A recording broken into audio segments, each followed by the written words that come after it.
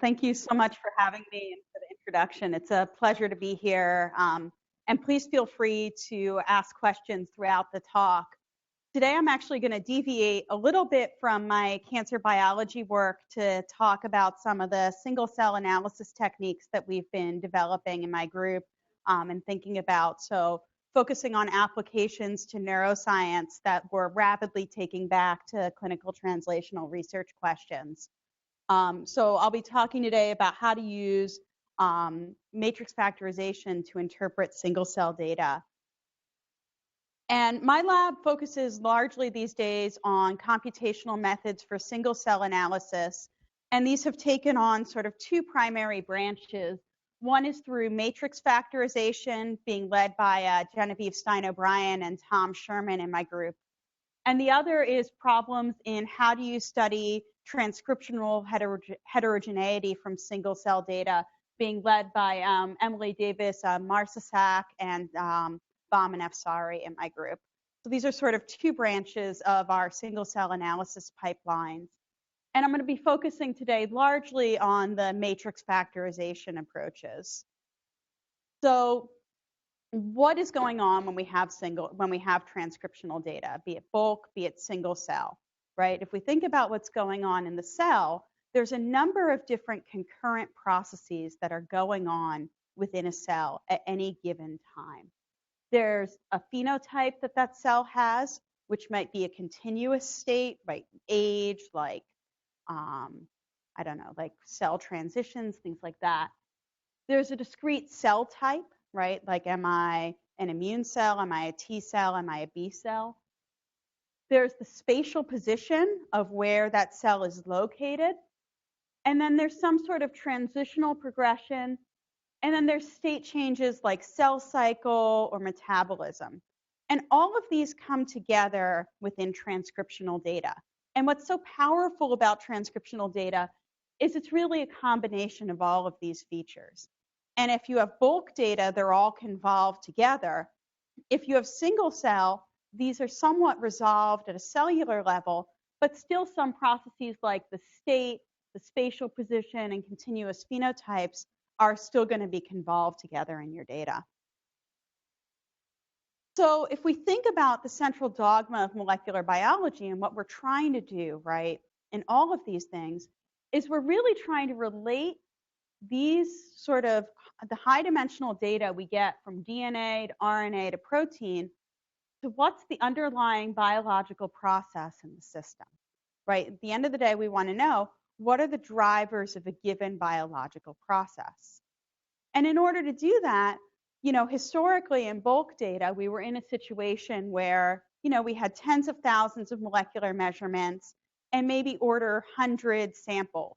And so a lot of the work there has been focused on differential expression techniques and statistical techniques where you really were able to query the data with known phenotypes and ask very specific questions. I've always made the argument, and it's becoming even more apparent with single cell data, that by doing that, you're losing some information in the system, and that the underlying data itself can tell you something about the system that your prior knowledge might not have given.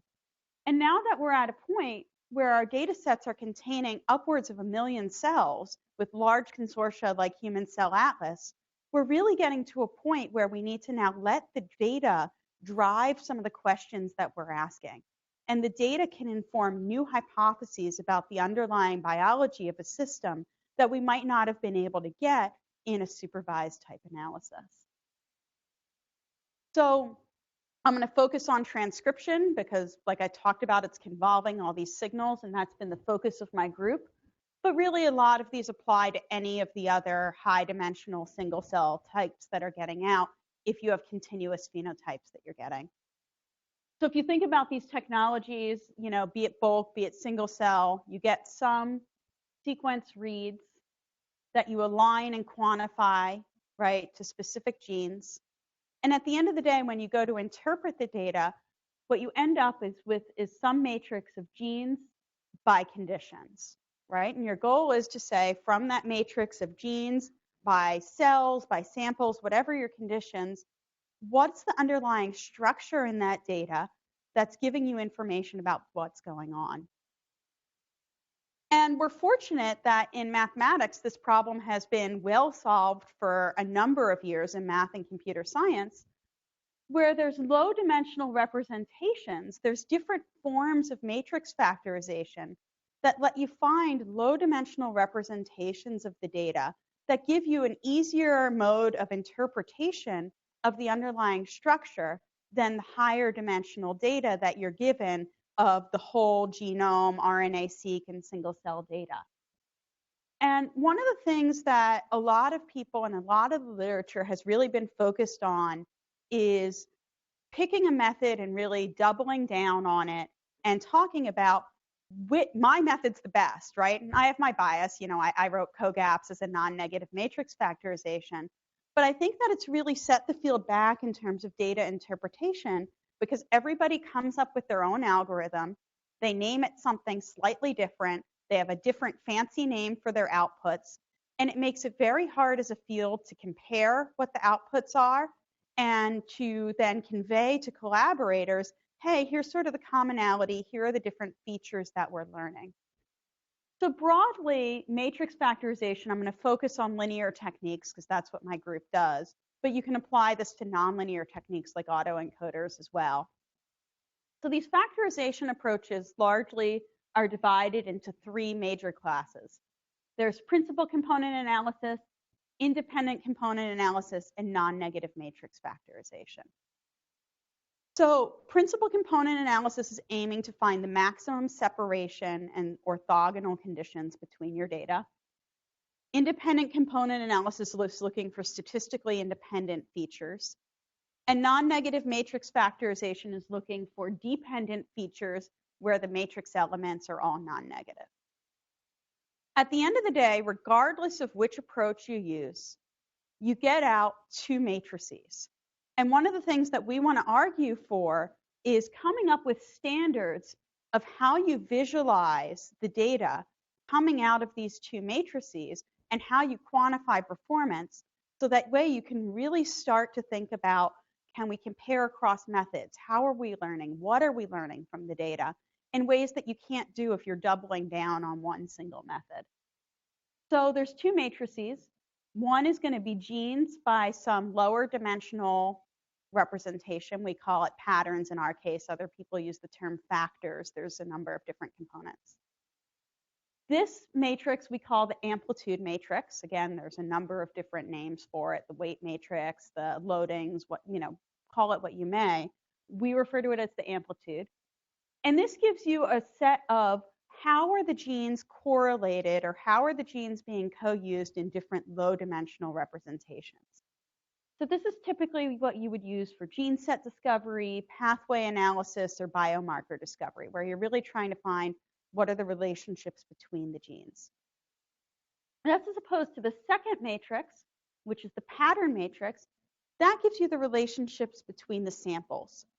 And you can use this for clustering, for subtype or subclone discovery, and time course analysis. There's a broad list of applications. But again, all of these are going to come out of these different techniques, and you can think about using them similarly. So we wrote a review sort of trying to start bringing together this more consensus in the matrix factorization field to think about what are the ways that this, is uncovering different levels of information from the data to start developing a standardized notation and really start thinking about what are standard visualizations that are needed for these low dimensional approaches in order to interpret data. So I'm going to focus on an example in non-negative matrix factorization and just think about, well, what does it mean to have a low dimensional representation of the data? Okay, like what are we actually getting out? So I'm going to be in this cartoon world, this nice simple world where I have only 4 genes, right? So imagine I'm in this thought experiment, I have 4 genes, and there's 2 groups of data, like one first half and one second half, and then you have some maybe time variance in both of them. So you can very clearly visually see by eye that there's 2 dominant patterns in this data, right? One that's going up and down in the second set of samples, and one that's going up and down in the first set, right? Then the third one is a combination of those 2, and the fourth one is a different combination of those two that's using the second one. So if you think about what a matrix factorization approach is going to do, is it's going to want to represent this data in terms of those two factors. So what does that look like? You have one, again, that's going up and down in the first set of samples, and one that's going up and down in the second set of samples. And then you go back to each gene and query and just say which one is it being used in. So this first gene, right, it's not at all going up in the first set of the patterns samples, so it gets a 0 here. And it's entirely going up in the second set of samples, so it gets a 1 here. Right? And this is just basic matrix multiplication, right? The second one flips. The third one, you get a 1 and a 1, and the fourth one, you get a 1 and a 2, because it represents the relative usage of each pattern. So that gives you a lower dimensional way of saying, okay, overall, these are the patterns, these are the processes that are going on. And then these are the genes that are associated with each one of those, so we can start thinking about how to link specific genes back to the process. You can scale this up, right? So this was my world of 4 genes. You can just scale this up, right? And all these techniques work scaled up to larger data sets. So this is going to be our cartoon example that I'm going to switch to, where yellow is a heat map of higher expression and blue is lower. And I imagine there's sort of these classes of genes and these classes of samples that are indicated by color. So then what are the different techniques giving you? How do you interpret the data based on different techniques? And so if we want to figure out the processes, if you look at different types of factorizations, you're going to get different solutions, right? So PCA, for example, you can visually, I'm going to go back, you can visually see in this data there's 3 patterns, right? One going up in this third set of samples, one going up in the second set, and one going up in the first. And everything else is a linear combination of those. So you can sort of visually by eye see there are those 3 groups. If you look at PCA, it gets 2 things going up, right? And then it gets in the first 2 groups. Then it gets 1 going up in the third. And then it gets another one that goes negative, right? That goes way down to compensate for the fact that it's getting 2 things that are highly expressed here. So it's recapitulating the data, but this is not a feature that we ever see in our actual data matrix. Why is PCA so useful? Well, these 2 features are really what separates most of the variation in the data. So if I plot one versus the other, I've captured most of the variation in the data, and lo and behold, I separate out the blue group of samples from the yellow and the gray. So PCA is phenomenal for clustering, right? Because I've separated most of the samples, but it's terrible at learning the patterns that are actually reflected in the data. So if my goal is to cluster, I 100% want to use PCA. If my goal is to figure out what are the processes in the data, I'm going to want to go to another technique like independent component analysis or non-negative matrix factorization. And I'll admit my bias up front for non-negative matrix factorization, and of course, happy to get into discussions with people about independent component analysis or other, nonlinear techniques, but that's my bias, and I'll be upfront about it at the start. So in non-negative matrix factorization, what do you get out? You get 3 patterns, one that's higher in the first set, one that's higher in the third, and one that's higher in the second set of samples. And that's exactly what you observe visually within this data. So we think that's more reflective typically of what are the underlying processes in the data. And then the way you can visualize this, so whereas you in a PCA plot, you're going to tend to plot the first PC versus the second, so you can see the separation of the data. In non-negative matrix factorization, each of the factors is equally important, right? So I can't just go down to 2 and visualize the data, because the goal of it is fundamentally for each one to represent a different piece of the data. So here instead, we'll do, for example, box plot by the groupings to see, okay, this is higher in this first set than the second, this is higher in the third, etc. So there's different ways that you're going to want to visualize the data based on the goal of the factorization approach. And I think that's something that's underappreciated in the field. So we applied this different approaches to GTEx data. So I don't know if people are familiar with GTEx. This is a consortium data set that collected postmortem tissue from hundreds of individuals, and it collected it from different tissue sites from the same individual. And so this was an earlier iteration of GTEx where there were 8 patients and we focused on just the brain regions. So what we did is we ran PCA here, independent component analysis, and non-negative matrix factorization on this data. And what do we see to sort of illustrate what the different approaches are? So PCA, remember, the factors are going to explain each an increasing amount of variation in the data. That's exactly what you see, and you see 2 factors explain almost all of the variation in the data. So you plot the 2, one versus the other, and you see this yellow region of the brain is separated out from the blue. And I apologize, we colored by tissue type. I didn't indicate it on the legend. So you can see a really strong separation of tissue, but no separation by individual donor, right? So it's doing a great job of clustering this tissue is different from this one, but it has no way of saying this is the individual that it came from. Independent component analysis, what does it do? So here we've changed the plot. Instead of plotting PC1 by PC2, we now plot the patterns separately because, again, they're all supposed to be equally informative. And we plotted them by brain region and color them by individual. So what you see is one pattern learned from independent component analysis does a really good job of separating out the cerebellum, which I promise you is one of these 2. I forget if it's the blue or the yellow dots, but it's one of the 2 there.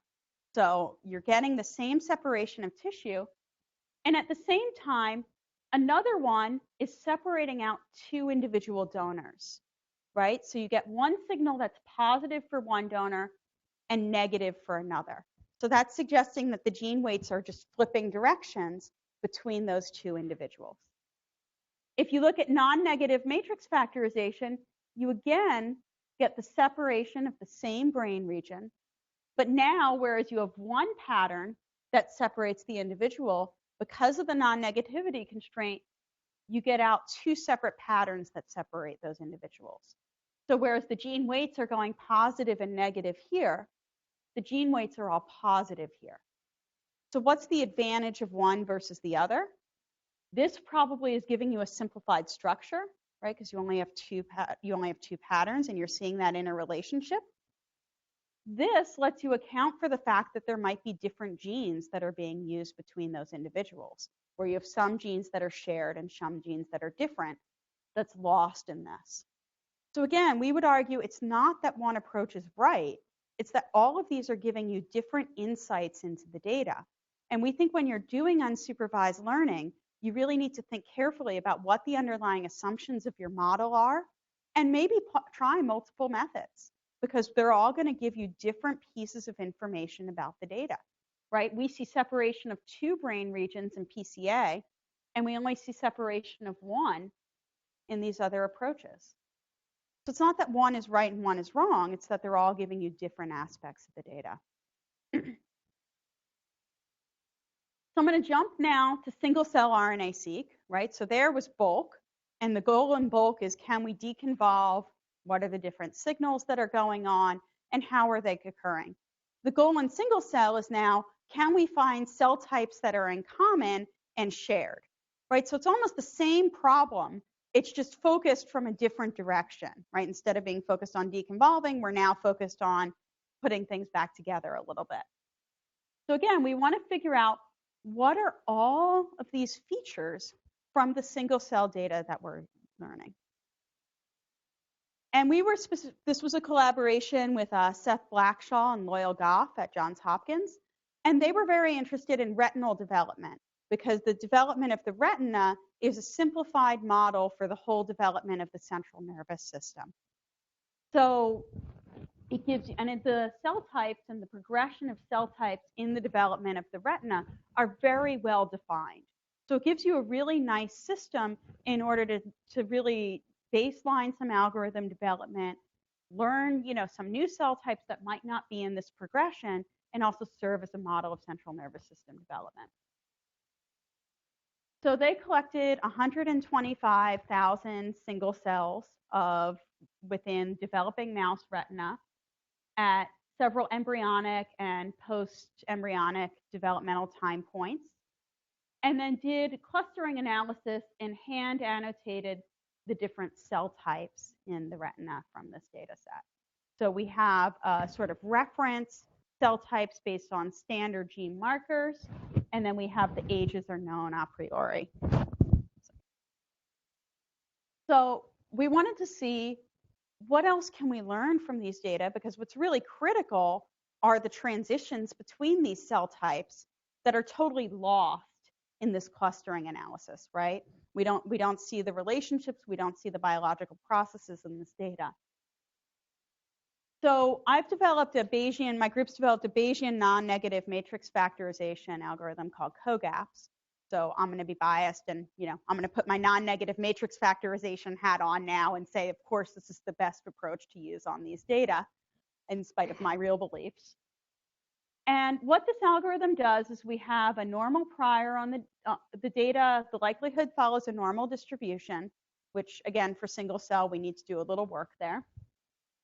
What's unique about this model is every element in the matrix for the factorization takes on a gamma prior, where the shape of that gamma is set by a Poisson distribution. So why do we do it that way? Because that is a super complicated model, right? So why do we do this?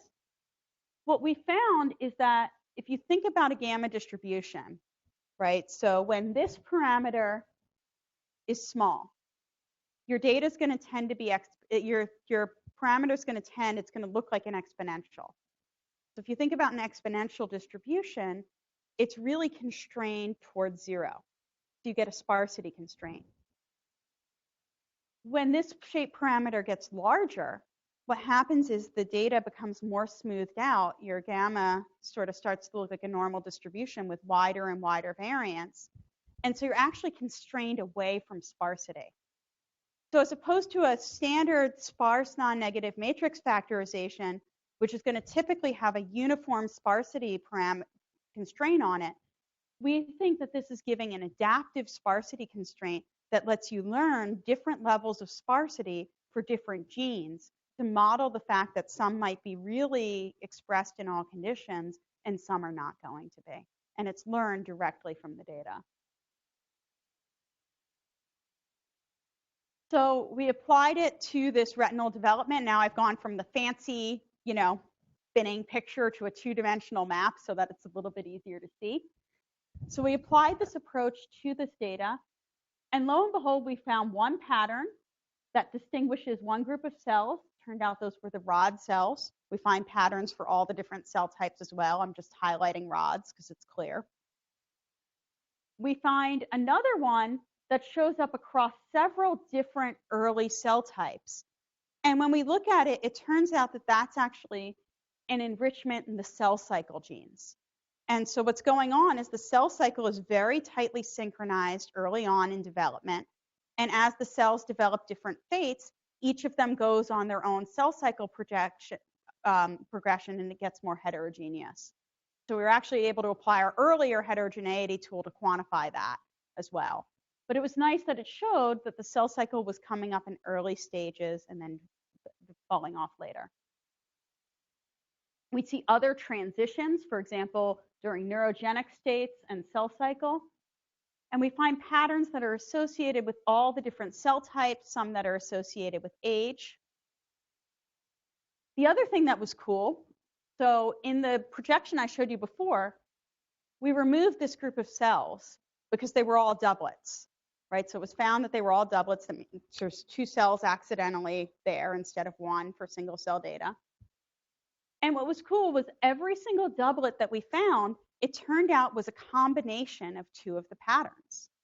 So we think that the matrix factorization approach actually lets you resolve some of the signal in doublets without having to throw them out, which is very nice. That actually we're showing the deconvolution directly in the doublet cells. So that's great. So we have all these cool patterns and gene weights. How do we know they have any meaning whatsoever, right? Like, how do we know that this isn't just some artifact learned in this data? How do we know that I told you because it's dogma that the retina is a model for central nervous system development? How do we actually go and test that now? So what we did is take this idea. Sorry, I guess I went back. Being slow to load. There we go. Oops. Sorry. It's jumping back and forth a little bit with the pointer. See if I can go back here. The joys of these plots with all these data points, they end up being a little bit slow to display.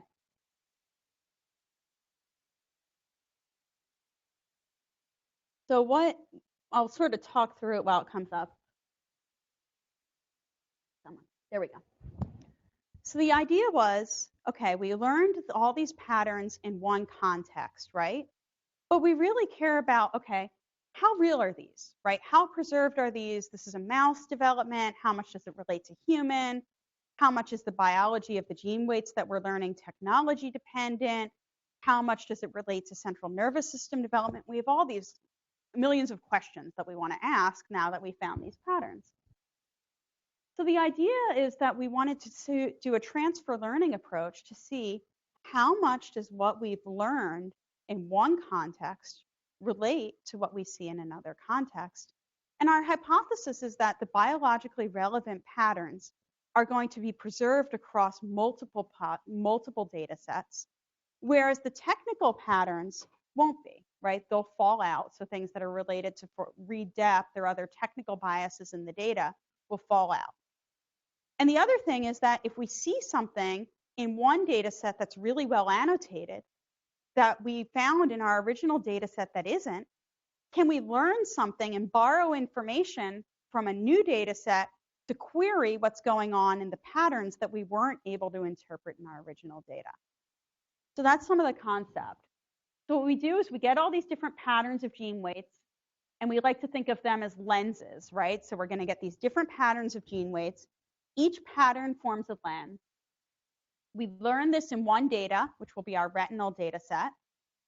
And then we ask, okay, if I have a new data set and I shine it through the lenses of this pattern that we've learned, can I see how it's used in different contexts and then figure out, is it preserved? Where is it used? What are the annotations?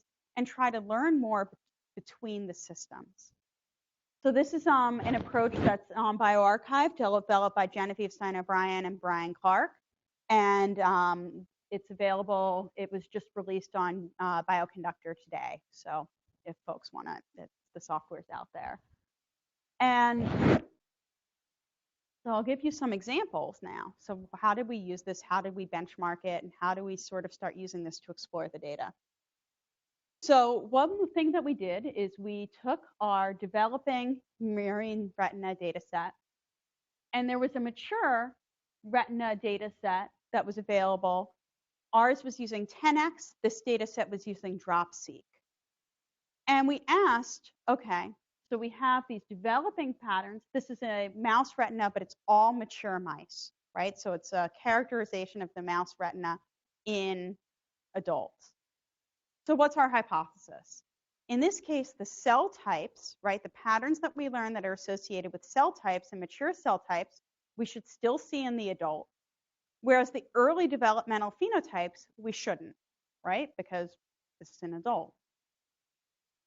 So if we take this one pattern that's focused on the retina and project it onto this new data set, it shows up in the top half of the data, and lo and behold, those are all, it's blue if you look at the clustering, those are all the rod cells. So what we found is a pattern associated with mature rods in the developing mouse is also preserved in the adult. That was cool. And let's see if this shows up. Sorry, these points are a little slow because there's a lot of data points. So next, if you remember that cell cycle pattern that was associated with early development, we projected that into the data. it didn't come out at all, right? No cells were enriched for that, which is really reassuring that we're not seeing that highly synchronized cell cycle that's associated with early developmental fates in an adult, right? So that's reassuring that we've really segregated out a phenotype that's there versus one that's not, and that this transfer learning approach is going to let us see features that are preserved versus ones that aren't. We applied it to all the different patterns in our data set, and we found that all the patterns that were associated with mature cell types in our data set projected nicely onto mature cell types in the mouse. So what we learned in one context, we were able to transfer to this other one as a benchmark, even though it was cross-platform, different lab, different mouse type, all of the sort of usual suspects of where things are going to go wrong in a bioinformatics analysis. So then we also wanted to see, how does this relate to other tissues, right? Because again, we're thinking of the retina as a model for the central nervous system. So we projected the same signatures into the tabula muris data set, and sure enough, we find different patterns that are enriched in different regions where clustering has defined different cell types.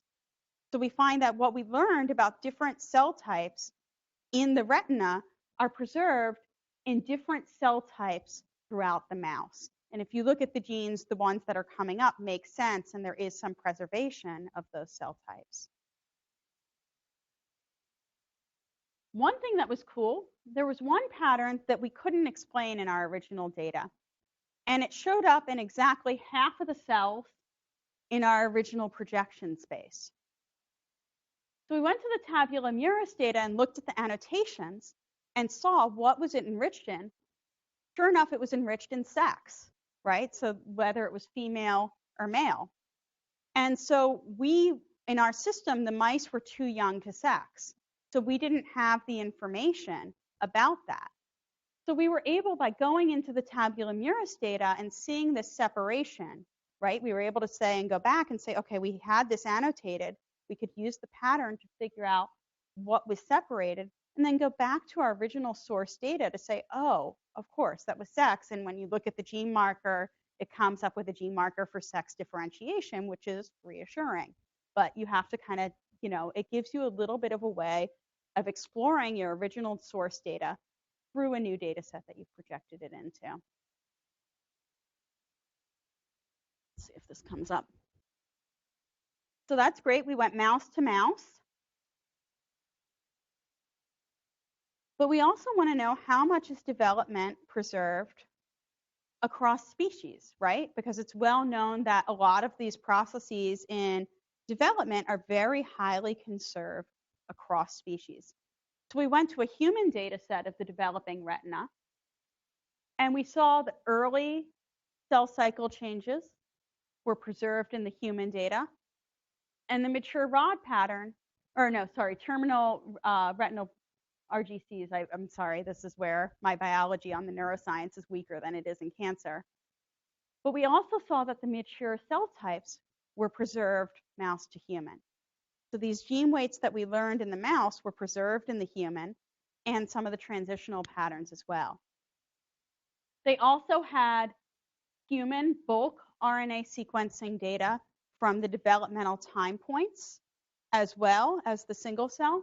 And we found that the projection of the developmental patterns that we learned in the mouse were also preserved in bulk in human. So this gives us a way that we can deconvolve and go from single cell to deconvolve within bulk what's going on, and again, transfer across different measurement technologies to learn different relationships between systems. And building onto that, right, you want to learn mechanisms of regulation within your system, right? So you don't just want to learn these are the patterns, but what's causing them. And in development, a lot of fates are solidified by epigenetic modifications and chromatin modifications. So our collaborator also collected, this was bulk ATAC-seq, they're doing single cell now. So they collected bulk ATAC-seq data of each of the different developmental time points. And there are clearly differences in the developmental processes. if we look at different patterns, they show different relationships when they're projected into the ATAC-seq data.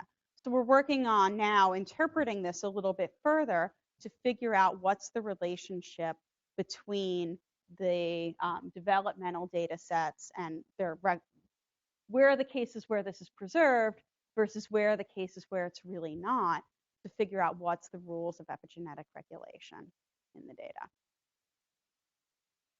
So to summarize, matrix factorization is an incredibly robust set of tools for biological pattern discovery. We think our COGAPS approach, as much as I said we should look across methods, we think our COGAPS approach does a really great job of learning different biological patterns in the data. You're able to use projection techniques to transfer information learned from, one low-dimensional representation to interpret another data set. And the ProjectR package is general. It's not just tailored around COGAPS. It works for any low-dimensional representation where you have continuous gene weights. It also has functions that let you transfer clustering to clustering and other things. So we're in the process of writing up a full app note of all the different functionality of that algorithm. So the patterns can also be used as a classifier for discrete subtypes. And transfer learning of annotations really lets you do an integrative analysis. So obviously this is work that I couldn't have done on my own. Highlighted a lot of the work of Genevieve, Tom, and Brian. And thanks to the funders from NIH and Chan Zuckerberg. And I'm happy to take questions. So thank you.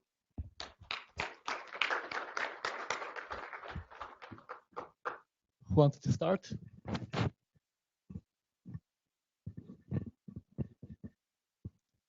Elana, I will start. Do you want to comment more on the integration of different omics types, how you concatenate the matrix and so on and so forth? Yeah, and I don't show that here, but one thing that we've done in the past is to, let me see if I can skip over the bigger slides so it goes faster, is if you have different types of cell types, and this is very similar to the work that I think Josh is doing as well. So if you have different data types, one thing you can do is you can concatenate one on top of the other. And that lets you look for common patterns between the data sets that give you a sense of where they're integrated, where they're not. So we developed an approach to do that for subtype analysis in head and neck cancers, of looking at epigenetically driven subtypes in transcription. And one of the things you can do that's cool with that approach is within the Bayesian context and within our model, you can change the error distribution to model different types of relationships between data. So when we did that model, we were at the time using bulk DNA methylation and gene expression. And we modified this term in the model to model the fact that when a gene is fully unmethylated, you would imagine you have a high variance in gene expression, because methylation conveys the potential for expression but doesn't guarantee it. Whereas if it's fully methylated, you would expect the gene to be silenced, and so you would have a lower uncertainty. So you can model the relationship between the data modalities through this uncertainty matrix. And we applied that to head and neck cancer. It worked beautifully. We got segregation of tumors and normals, and then different known subtypes of head and neck. It was gorgeous. And then my lab developed the wet lab portion of my group is focused on acquired therapeutic resistance. And what we did is we took a head and neck cell line model, exposed it to a drug that it was initially sensitive to, developed resistance by long-term exposure. And what we did that was a little bit different is collected cells every single week as they acquired resistance. We found that integrated approach completely bombed. And when we looked at it, what we did is we did a separate analysis of the unsupervised learning patterns on the DNA methylation and gene expression data separately. And what we found is there were fundamentally different patterns in them. So what was going on is in the gene expression data, you see an immediate change due to the fact that you've exposed the cell to the drug. And then you see a slower change that's due to resistance. In DNA methylation, you only see the drift that's due to resistance because there's no immediate response to therapy. And it turns out that delay is actually, that drift is actually delayed relative to gene expression changes. So it turns out that the factorization can't possibly work by just putting one on top of the other, because the data are occurring at, the patterns are occurring at different time scales, and there's fundamentally different patterns between the data sets. So that's something that we really want to explore, and it's something we think that the transfer learning approach gives you a little bit more flexibility to do, because you can take what are the patterns that you learned in one context and really see where they align temporally. But there's a lot of work, I think, to do in semi-supervised learning approaches and other approaches to think about that. I just want to follow up. I think what you talked about, the two omics layers give somewhat conflicting views. We've seen that in TCGA data as well. You know, with one data type asks for 5 subclasses, another for 4, they don't align. It's not something computationally you can resolve. It's a real conflict in your hand. Yeah, and we don't know if that's because they're taken from different regions of the tumor or there's fundamentally different biology in them. I think we don't know what we don't know there. So, yeah, I think the multi-omics is a real challenge.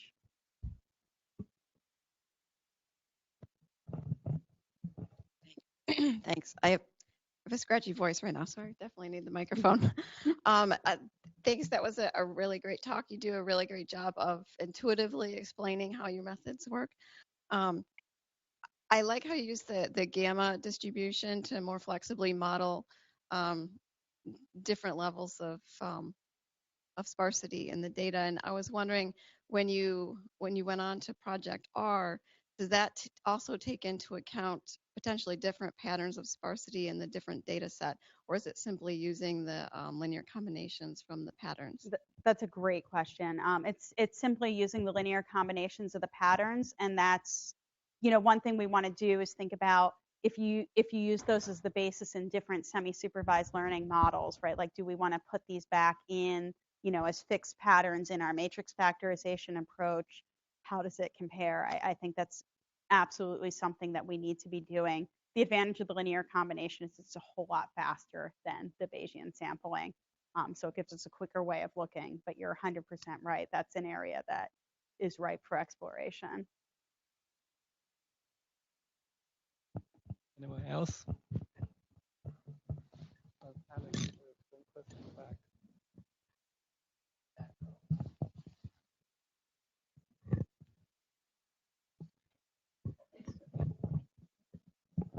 Hi, thank you for the talk. It was very clear. So you mentioned that each of these matrix factorization approaches have their own advantages and disadvantages. So do you think it's computationally feasible to potentially develop some sort of meta method approach that does every single factorization and then weights them based off of how reliable one approach is over another for certain inferences? Absolutely. I think the trick in that is, how do you quantify reliability, right? So if I were to ask every single person in this room, I bet you every single person in this room would have a different metric of reliability, right? So some people would say, is it the best fit to the data? Some people would say, is it getting the cell types the best? Some people would say, is it getting the early transitions the best? So I don't know if it's feasible to develop a meta method of the right answer, but I think it's feasible to develop a set of unique features that are learned from different factorizations that together will give you a different piece of the data. And even within one factorization, if you run it at different numbers of patterns, which is always the question everybody asks, how do you figure out the right number of patterns, right? If you run it at different numbers of patterns, you're going to resolve different hierarchies in the data. So we think even within one approach, you need a meta method that really is going to compare not only across algorithms, but across dimensionalities as well. So I think that that's an area that's ripe for future research. There are no more questions. Let's thank Elana again. Thank you.